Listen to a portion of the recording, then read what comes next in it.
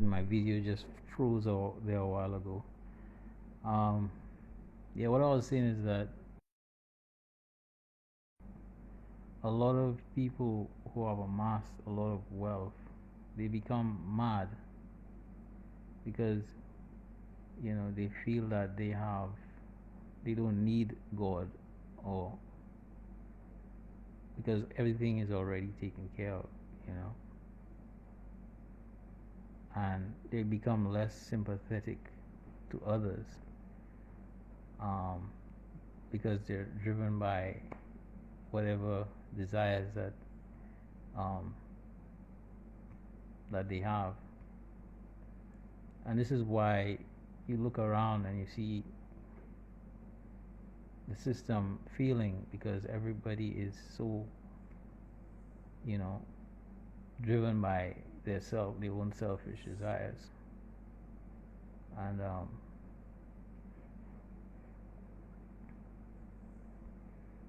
it's hard for us um,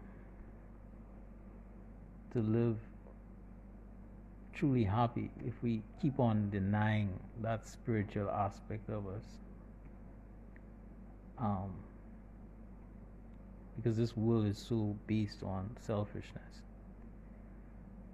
and living based on the flesh or our own temporary desires. And that's why the world seems to be, in a mess. And we could see that in spite of the fact that the system is crashing, people are still delusional. They still think that somehow living this selfish, passionate life um, is the best option, or the best way to live your life. But when I talk to people, I realize that they don't seem to have any conception of spirituality, or they do not see themselves as spiritual beings. And I could see how subconsciously it has affected how we do things. And because we are become so ignorant of this whole other aspect of ourselves, our mind is really always devising, ways to cripple us in so many different ways, you know. And it is only, I guess that's why, I believe some of us are called old souls, because we've gone through this so many times that it doesn't this type of living, it gives no satisfaction like somebody else, who's quote unquote a new soul. But our what people should be seeking is real happiness that is undying. And if we cannot get that from what the world keeps pushing at us to accept, because it's clear that from any spiritual person can see that it's headed to destruction.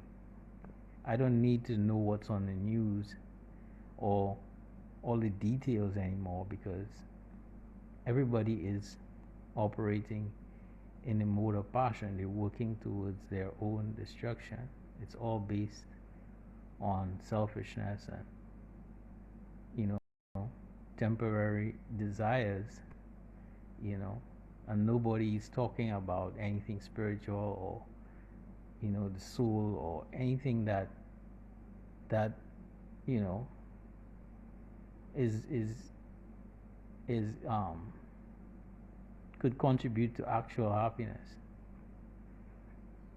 And the only reason why this is even more obvious now is because we're moving into an age where all the lies are being revealed, you know. It's just that the most passionate of those among us still amazingly are able to still, you know, hold on to this illusion. But the reality has always been like that. You know, we've always been indoctrinated, you know, into thinking that we could live forever in this material body, even though we see everybody dying every day. We see people dying every day, and everybody seemed to be living a life based um,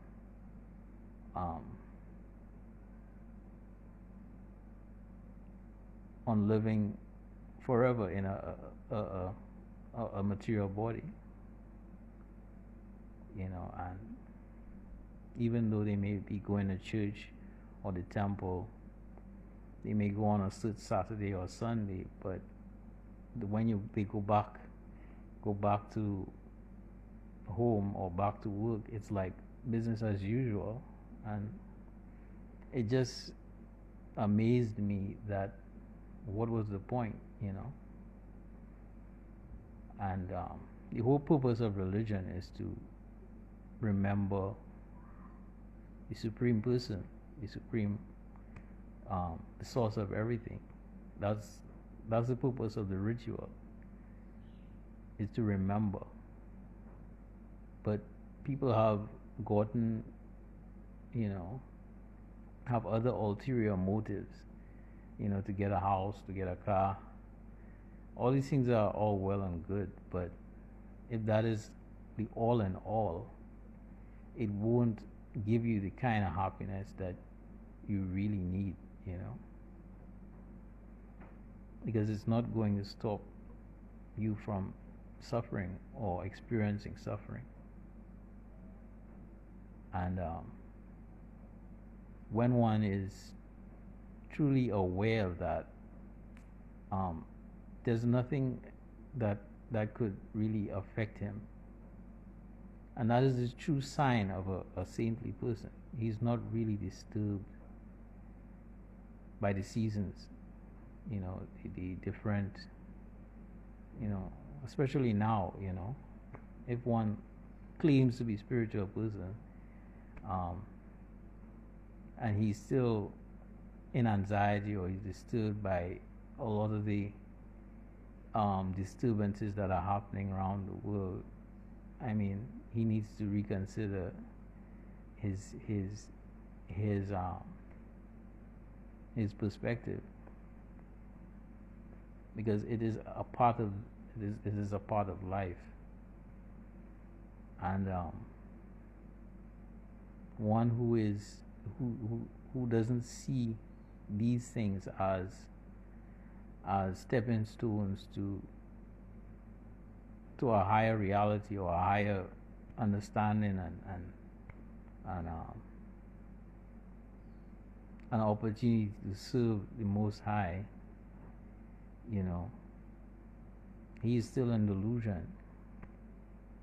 Because if we don't see if we see what we're going through as separate from the Most High or Krishna, you know, it's that's what makes it an illusion, because it has no real relevance, you know. And unless we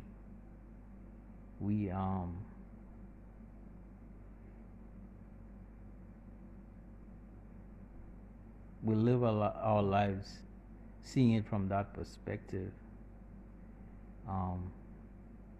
we're less likely to be affected by ignorance, passion, and, you know, the temporary, you know, trinkets that we get, you know.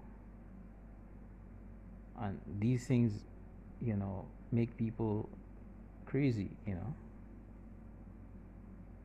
and that's all I ever wanted, really. I just wanted real lasting happiness, and I was not getting that from the education or the plans that people set out for me.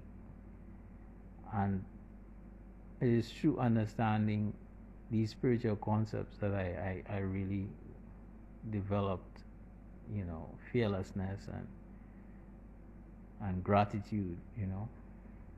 A lot of people, they externally, it may seem that they are wealthy or opulent, but they lack gratitude. They still hanker. But somebody who may not externally be as, opulent, he's satisfied by very little. He's more compassionate. He may be more compassionate to his fellow men. Because he understands what it's like to not have, and he's not driven,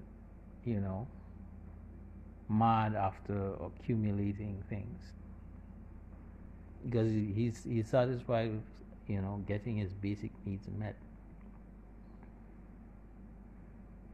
But you see now that a lot of the people who are controlling, they're trying to amass more and more and more, and do not care about the needs of the entire population, so much so that they're talking about depopulation and getting rid of people. And if we understood the value of this human life, we would understand that there's no such thing as overpopulation. Our lack comes from our lack of spirituality or understanding of the Most High, Krishna. And this is why I have taken up to Bhakti Yoga, because it always stresses on constant remembrance of Vishnu or Krishna. And because I used to like, as a young guy growing up, I used to like, reading the Bible, and Jesus was always or something I always looked up to, or something I tried to aspire to. But it always seemed something very difficult. And they always portrayed him as something, as a god, as opposed to something we could always all be like, or something beyond us. But when I took up Bhakti Yoga, I started to understand why we are so, controlled by our, lusty desires. It is our lack of remembrance of the Most High. We forget Him, and we forget that we are also connected to Him and each other. And because of that, our mind dictates our actions. We're just along for the ride. We're not really in control. And so we're constantly in anxiety. We're constantly worried about the future, and we're never somebody whose mind is not peaceful, and there's no real ultimate goal. He becomes restless. So even though he may go to church, or he may try, because he doesn't understand all these little spiritual concepts, he's just at the mercy of his senses and his desires and his, you know. But because I understood that spirituality is always, there's no break in it. We always have to be thinking from a spiritual point of view. The moment that we forget what's really going on, and we allow our desires to, you know, to run away with us, we become, we all is the our vices take over, you know, which is natural. But anybody who's familiar with yoga, he understands that even though one lapses, he has to bring his concentration back on the goal. And that's what we have to keep doing, is refocusing our minds on the Most High. Because this is where all happiness comes from, lasting happiness comes from. But we've been so programmed to think that we could get happiness from something fleeting that, you know,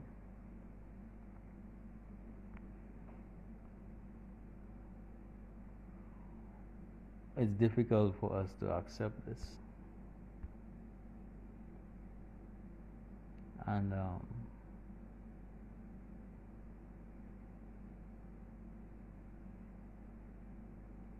reading the Bhagavad Gita, you know, it opened my eyes to a lot of different concepts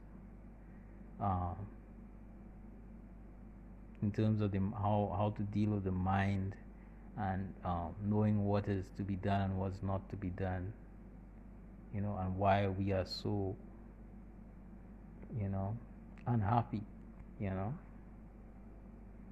Because of understanding these things, I got a lot of pleasure from the simple things, you know.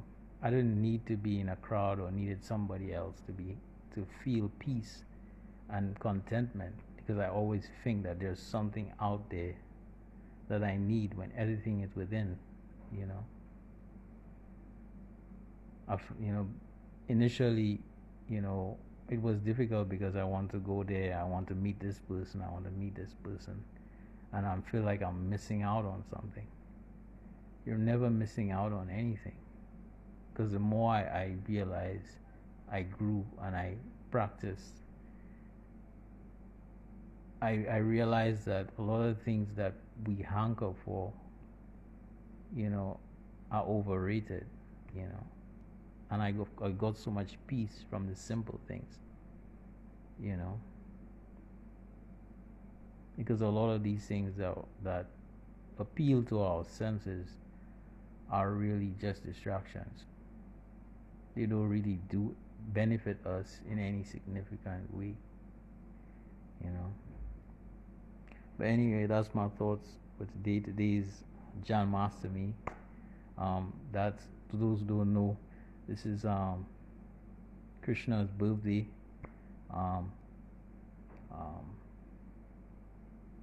The Supreme Personality of Godhead, who is the original, you know, Supreme Soul, where everything emanated from. But if you have any questions, let me know.